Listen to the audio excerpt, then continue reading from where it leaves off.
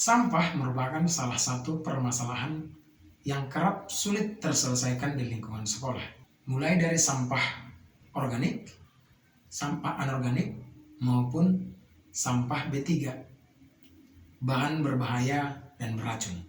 Hal ini mengakibatkan terjadi pencemaran di lingkungan sekolah. SMP Negeri 3 Kuala Selatan mengalami hal tersebut, di mana lingkungan sekolah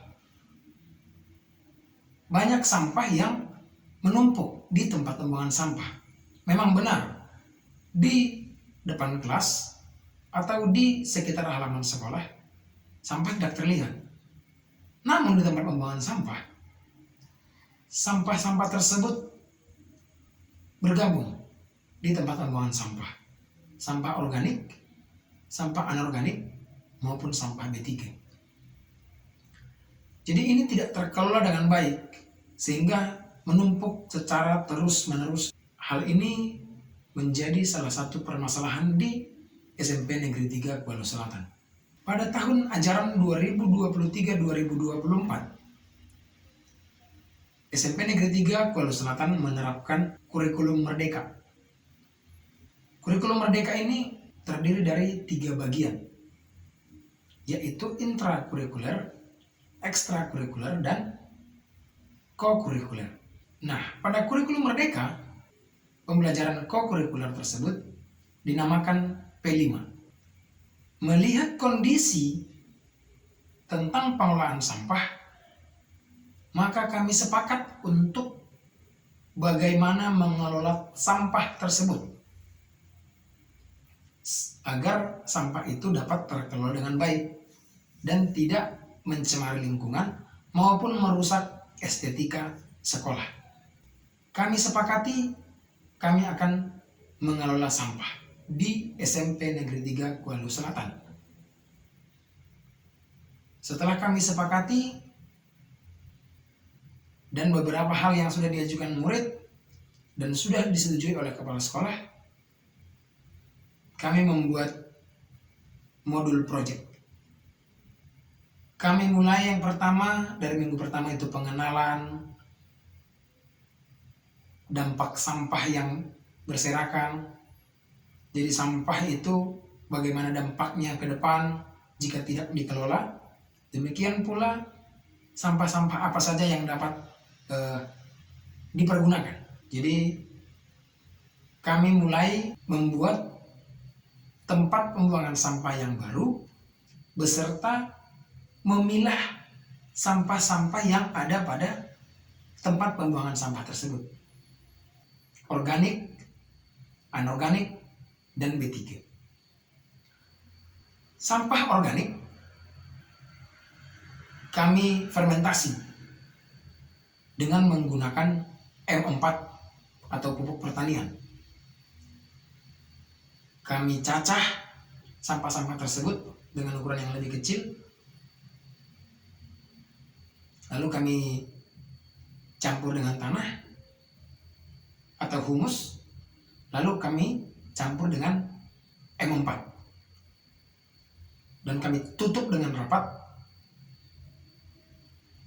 dengan memberikan waktu sekitar 3 minggu. Kemudian mengelola sampah anorganik, membuat seperti kerajinan tangan.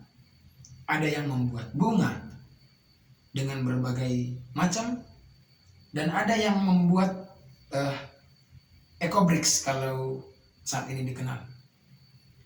Kenapa? Karena menurut kami ecobricks itu lebih efektif salah satunya, dan lebih hemat biaya, tapi manfaatnya lebih tinggi. Sampah-sampah plastik itu dipotong gunting kecil-kecil, dimasukkan ke dalam botol plastik, itu dimasukkan dalam botol plastik sampai benar-benar padat. Lalu ditutup kembali, dan itu akan disusun. Jadi sampah terkelola dengan baik, taman tertata dengan baik, dan menjadi tumbuh subur, Demikian pula kami sudah memiliki beberapa botol aqua yang sudah berisi potongan-potongan sampah plastik. Potongan-potongan sampah plastik ini yang sudah berada di dalam botol plastik itu dapat digunakan nantinya menjadi misalnya kursi atau tempat duduk yang nanti terlebih dahulu dilakban, lalu di atasnya diberikan busa. Disusun misalnya bersusun menjadi 16 botol, lalu di atas diberikan busa sehingga dapat menjadi tempat duduk. Dengan jumlah yang lebih banyak, itu botol plastik yang ukurannya lebih besar itu bisa menjadi mejanya, dan botol plastik yang kecil bisa menjadi tempat duduknya. Nah, saat ini pengolahan sampah tersebut sudah terlaksana. Namun program ini terus kami jalankan. Walaupun tema gaya hidup berkelanjutan sudah selesai, kami saat ini sudah masuk pada tema bangunlah jiwa dan raganya, yaitu perihal perundungan. Namun kegiatan tentang pengolahan sampah ini terus dilaksanakan.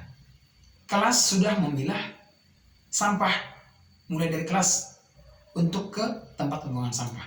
Jadi ke tempat pembuangan sampah, kelas masing-masing kelas atau petugas piket kelas membuang sampah langsung sudah pada tempat pembuangan sampah sesuai kelompoknya. Jadi pengolahan sampah ini akan dilakukan secara berkesinambungan.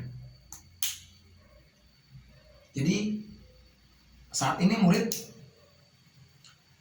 sudah menjadi lebih nyaman dengan estetika yang lebih indah, dan juga tidak ada lagi aroma-aroma yang kurang baik yang dapat mencemari lingkungan sekolah.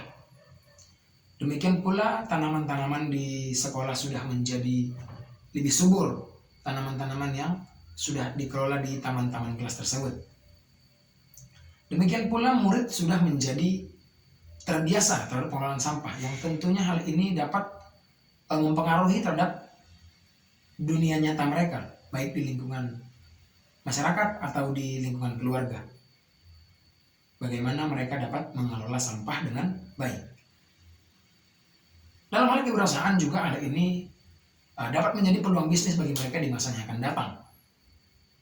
Bagaimana sampah-sampah itu dapat dikelola dengan baik. Jadi gaya mereka, perihal gaya hidup berkelanjutan itu memang benar-benar dapat dijiwai dan dilaksanakan dalam kehidupan sehari-hari mereka. Jadi murid dapat lebih kreatif, lebih produktif.